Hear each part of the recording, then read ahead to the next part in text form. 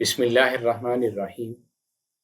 الحمد للہ رب العالمین، والصلاة والسلام علی خاتم النبیین۔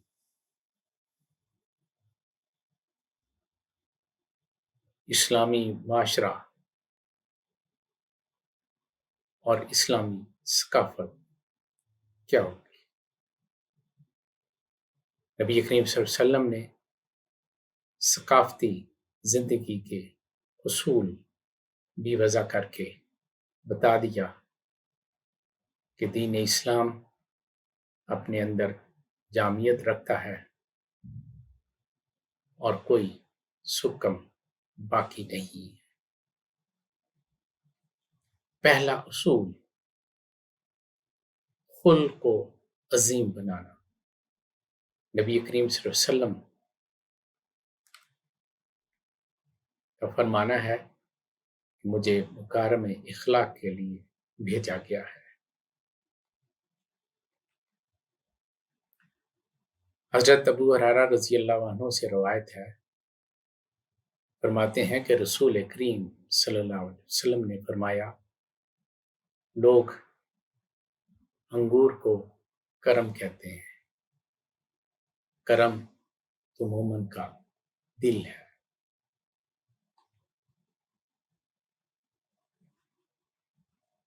حضرت عبداللہ بن مسعود رضی اللہ عنہ فرماتے ہیں کہ رسول اللہ صلی اللہ علیہ وسلم نے فرمایا، بلا شبہ سب سے اچھا کلام اللہ کی کتاب ہے اور سب سے اچھا طریقہ محمد صلی اللہ علیہ وسلم کا ہے۔ حضرت عبداللہ بن مسعود رضی اللہ عنہ فرماتے ہیں کہ نبی کریم صلی اللہ علیہ وسلم نے فرمایا، بلا شبہ سچ آدمی کو نیکی کی طرف بلاتا ہے اور نیکی جنت کی طرف لے کر جاتی ہے۔ ایک شخص سچ بولتا ہے یہاں تک کہ وہ صدیق کا لقب اور مرتبہ حاصل کر لیتا ہے۔ بلا شبہ جھوٹ برائی کی طرف لے جاتا ہے اور برائی جہنم کی طرف۔ ایک شخص جھوٹ بولتا رہتا ہے یہاں تک کہ وہ اللہ کے ہاں بہت جھوٹا لکھ دیا جاتا ہے۔ صداقت، طہارت، حیا اسلامی ثقافت کا ایک اہم اصول۔ حضرت عبداللہ بن سلام رضی اللہ عنہ سے روایت ہے کہ نبی کریم صلی اللہ علیہ وسلم نے فرمایا، اللہ کریم پاکیزگی کو پسند فرماتا ہے اور پاکیزہ رہنے والوں سے محبت کرتا ہے۔ حضرت عبداللہ بن ابیہ رضی اللہ عنہ سے روایت ہے کہ نبی کریم صلی اللہ علیہ وسلم نے فرمایا، حیا ایمان ہی کا ایک حصہ ہے۔ علم و حکمت سیکھنا فرض ہے اور بامقصد سیاح و تفریح کرنا ضروری ہے۔ حضرت ابو ہریرہ رضی اللہ عنہ سے روایت ہے کہ سید الانبیاء خاتم المرسلین صلی اللہ علیہ وسلم نے فرمایا کہ سب سے پہلے روز حشر بندے سے یوں کہا جائے گا، کیا میں نے تمہارے جسم کو صحت نہیں بخشی، تجھے ٹھنڈے پانی سے سراب نہیں کیا؟ تمام مقامات میں سے عمدہ جگہ، ٹھنڈے پانی والے مقامات، درختوں میں بلند و بالا اور ہواؤں والے مقامات سب سے زیادہ عمدہ ہوتے ہیں، کیونکہ سب سے زیادہ پانی کو ٹھنڈا کرتے ہیں۔ کیا یہ نعمتیں تمہیں نہیں دی گئی تھیں؟ حضرت ابو ہریرہ رضی اللہ عنہ سے روایت ہے کہ حضور اکرم صلی اللہ علیہ وسلم نے فرمایا، سفر کیا کرو، صحت مند ہو جاؤ گے اور سلامتی پا جاؤ گے۔ خوشی غمی میں شریک ہونا، سلام کرنا، مصافحہ کرنا، دعوت قبول کرنا۔ حضرت قتادہ رضی اللہ عنہ کہتے ہیں کہ میں نے حضرت انس بن مالک سے پوچھا، مسافے کا دستور نبی کریم صلی اللہ علیہ وسلم اور صحابہ کرام کے دور میں تھا؟ انہوں نے کہا، جی ہاں، ضرور تھا۔ حضرت برا بن اعظم رضی اللہ عنہ سے روایت ہے کہ رسول اللہ صلی اللہ علیہ وسلم نے ہمیں 7 باتوں کا حکم دیا۔ ان میں سے ایک، قسم پوری کرنا، جنازے کے ساتھ چلنا، دعوت قبول کرنا، مریض کی عیادت کرنا، کمزور کی مدد کرنا، چھینک کا جواب دینا، سلام بکثرت کرنا اور جواب دینا شامل ہے۔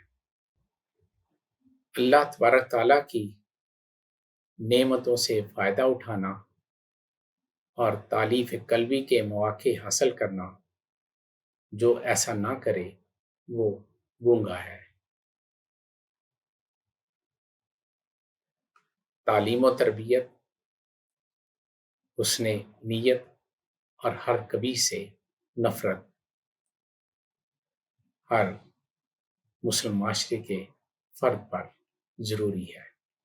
حضرت ابو ہریرہ رضی اللہ عنہ سے روایت ہے کہ رسول اللہ صلی اللہ علیہ وسلم نے فرمایا، جو شخص حصول علم کے لیے کوئی راستہ طے کرتا ہے تو اللہ تعالیٰ اس کی وجہ سے اس کے لیے جنت کا راستہ آسان کر دیتا ہے، اور جس کو اس کے عمل نے پیچھے کر دیا تو اسے اس کا نصب آگے نہیں کر سکے گا۔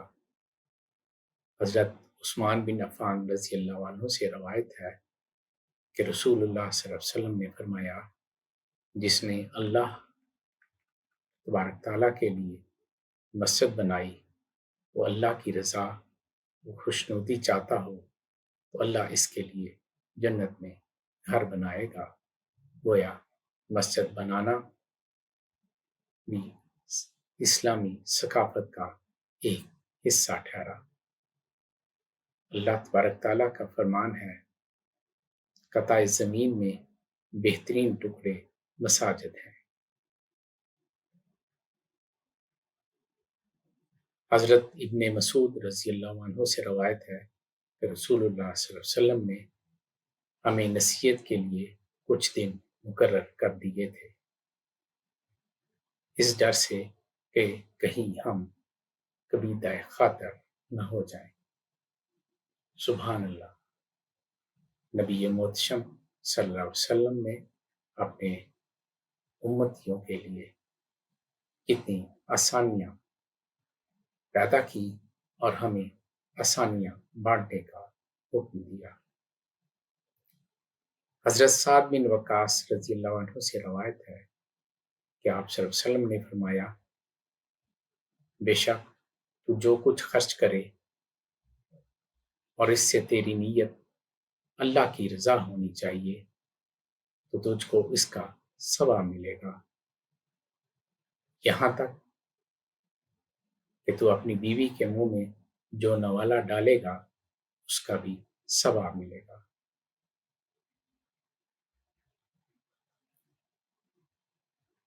حرام اور حلال کی بڑی تاکید ہے۔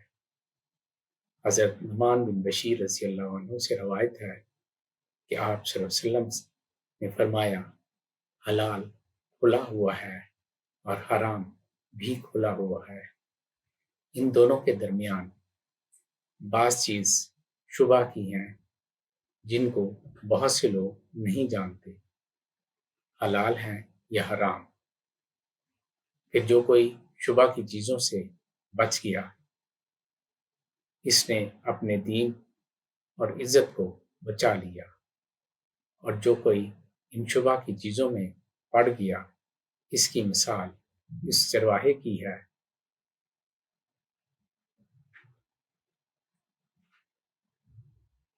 جو شاہی محفوظ چراگاہ کے آس پاس اپنے جانوروں کو چرائے، وہ قریب ہے کبھی اس چراگاہ کے اندر گھس جائیں اور شاہی مجرم قرار پائے۔ سن لو،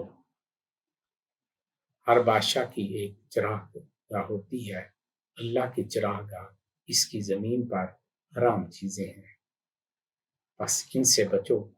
اور سن لو، بدن میں ایک گوشت کا ٹکڑا ہے، جب وہ درست ہوگا تو سارا بدن درست ہوگا، اور جہاں بگڑا سارا بدن بگڑ گیا۔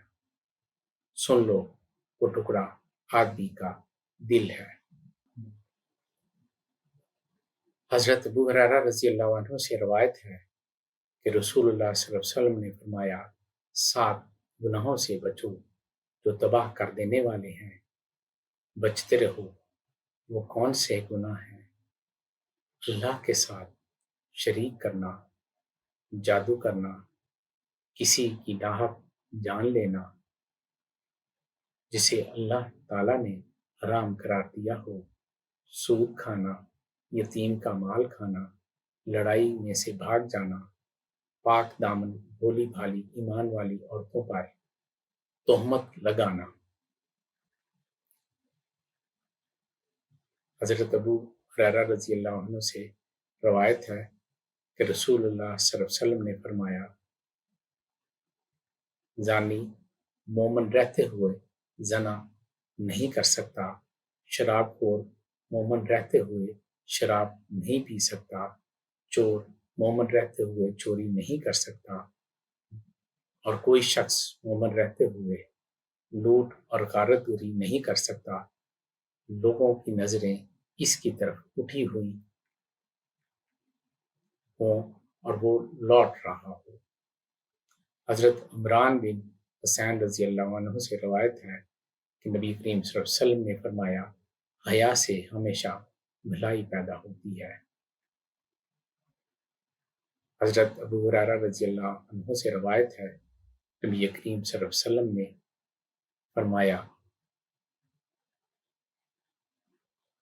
بدگمانی سے بچتے رہو، کیونکہ بدگمانی کی باتیں اکثر جھوٹی ہوتی ہیں۔ لوگوں کے عیوب تلاش کرنے کے پیچھے نہ پڑو، آپس میں حسد نہ کرو، کسی کی پیٹھ پیچھے برائی نہ کرو، بغض نہ رکھو، بلکہ سب اللہ کے بندے ہیں، آپس میں بھائی بھائی بن کر رہو۔ حضرت عبداللہ بن مسعود رضی اللہ عنہ سے روایت ہے کہ رسول اللہ صلی اللہ علیہ وسلم سے بڑھ کر کوئی نہیں جسے مدح پسند ہو، اس لیے اس نے جو اپنی مدح فرمائی ہے، اور کوئی نہیں جو اللہ سے بڑھ کر غیرت مند ہو، اسی لیے اس نے بے حیائی کے تمام کام جو ظاہر ہیں، جو پوشیدہ ہیں، حرام کر دیے ہیں۔ حضرت عبداللہ بن مسعود رضی اللہ عنہ سے روایت ہے کہ رسول اللہ صلی اللہ علیہ وسلم نے فرمایا، مسلمان کو گالی دینا فسق ہے اور اس سے لڑنا کفر ہے۔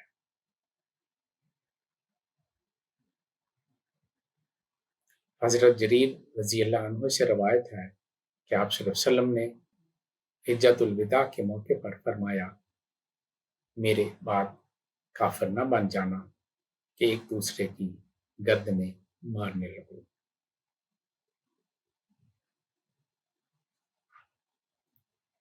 وما توفیقی الا باللہ۔